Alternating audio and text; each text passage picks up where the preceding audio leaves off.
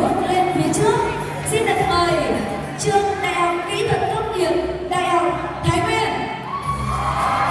Xin được mời trường Đại học Hồng Đức. Xin mời trường Đại học Công nghiệp Quảng Ninh. Xin được mời trường Đại học Đồng Nai. Xin được mời Học viện Ngoại giao. Xin mời trường Đại học Cửu Long. Xin mời trường Đại học Sư phạm Thành phố Hồ Chí Minh. Quý vị và các bạn, hôm nay là các thí sinh đã giành được giải của cuộc thi. Sau đây là các thí sinh được trao giải thưởng của kính mời lên sân khấu giáo sư tiến sĩ Phạm Ngọc Long, giám đốc Đại học Thái Nguyên. Xin được trân trọng kính mời đồng chí Phan Văn Kham Mong, tham tán văn hóa giáo dục đại sứ quán Lào tại Việt Nam. Xin được trân trọng kính mời đồng chí Phạm Tất Thắng, phó chủ nhiệm ủy ban văn hóa giáo dục thanh niên của Hội đồng Quốc hội sẽ lên sân khấu trao giải ba cho các thí sinh.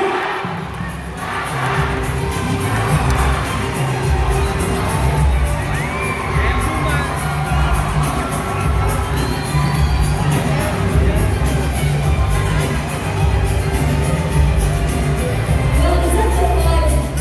Vì giờ phút này chúng ta được sống trong bầu không khí của mình đoàn kết hữu nghị, của những tình cảm của quý vị đang dành tặng cho thí sinh để tham dự vòng chung kết ngày nay đang được diễn ra tại Đại học Thái Nguyên. Và trên sân khấu lúc này là 7 thí sinh, đội các bạn đại diện cho 7 đoàn giành được giải ba của cuộc thi ngày hôm nay.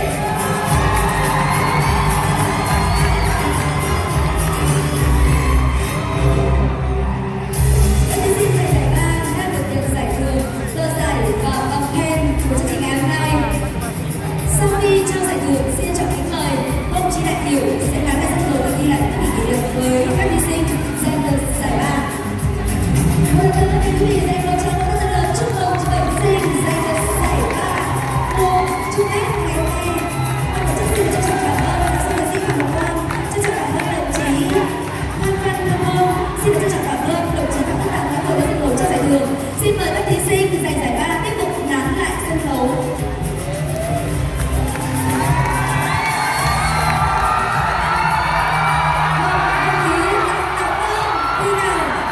Chúng tôi xin được mời đại diện các đội tuyển, các thí sinh sẽ bước lên phía trước. Xin được mời trường Đại học Ngoại thương bước lên phía trước. Xin được mời trường Đại học Giao thông Vận tải. Xin được mời trường Đại học Y Dược Đại học Huế. Và đây là ba đội tuyển đã giành được giải nhì của cuộc thi lần này. Và sau đây ban tổ chức xin được trân trọng giới thiệu kính mời lên sân khấu đồng chí Nguyễn Văn Thành, phó chủ tịch thường trực Hội đồng Dân tộc Quốc hội. Xin được trân trọng kính mời lên sân khấu đồng chí Ngô Bắc, phó bí thư tỉnh ủy, chủ tịch Ủy ban nhân dân tỉnh Thái Nguyên sẽ lên trao giải nhì cho các thí sinh. Xin trân trọng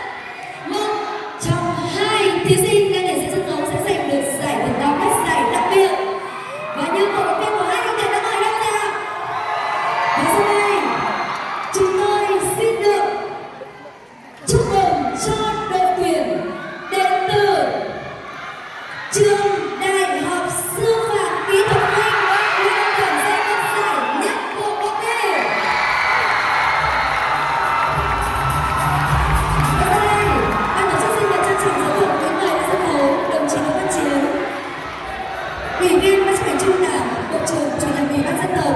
Xin được trân trọng kính mời đồng chí Nguyễn Phương Nga, đại sứ, chủ tịch Liên hiệp các tổ chức hữu nghị Việt Nam sẽ lên trao giải thưởng cho thí sinh giành được giải nhất chung kết toàn quốc ngày hôm nay đến từ trường Đại học Sư phạm Mỹ Thuật Bình.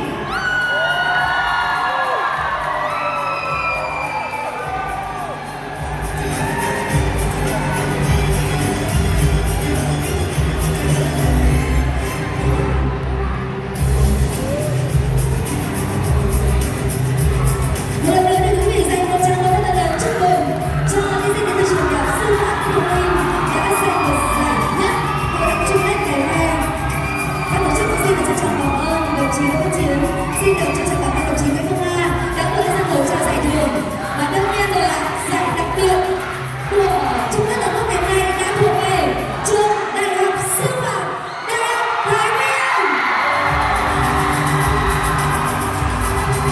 Sau đây xin được trân trọng giới thiệu quý mời lên sân khấu đồng chí Trần Văn Túy, Ủy viên Ban chấp hành Trung ương Đảng, Ủy viên Ủy ban Thường vụ Quốc hội, trưởng ban công tác đại biểu Quốc hội, Phó trưởng ban tổ chức Trung ương, Chủ tịch Trung ương Hội hữu nghị Việt Nam Lào. Chúng tôi xin được trân trọng kính mời đồng chí Phùng Xuân Nhạ, Ủy viên Ban chấp hành Trung ương Đảng, Bộ trưởng Bộ Giáo dục và Đào tạo sẽ lên trao giải đặc biệt cho đội tuyển đến từ trường Đại học Sư phạm Đại học Thái Nguyên.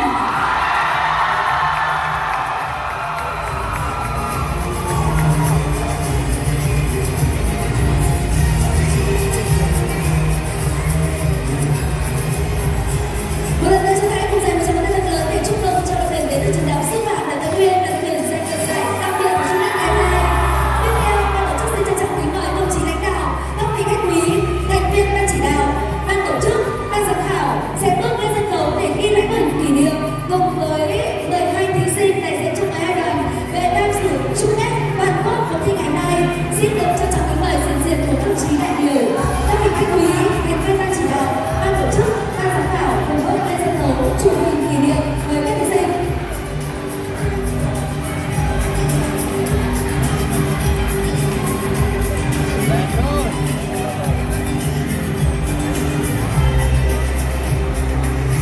Kính thưa quý đại biểu, các vị khách quý, thưa quý thầy cô giáo và toàn thể các bạn sư thân mến, vậy là vòng chung kết cuộc thi diễn ra tại Đại học Thái Nguyên đã thành công rực rỡ, và chúng tôi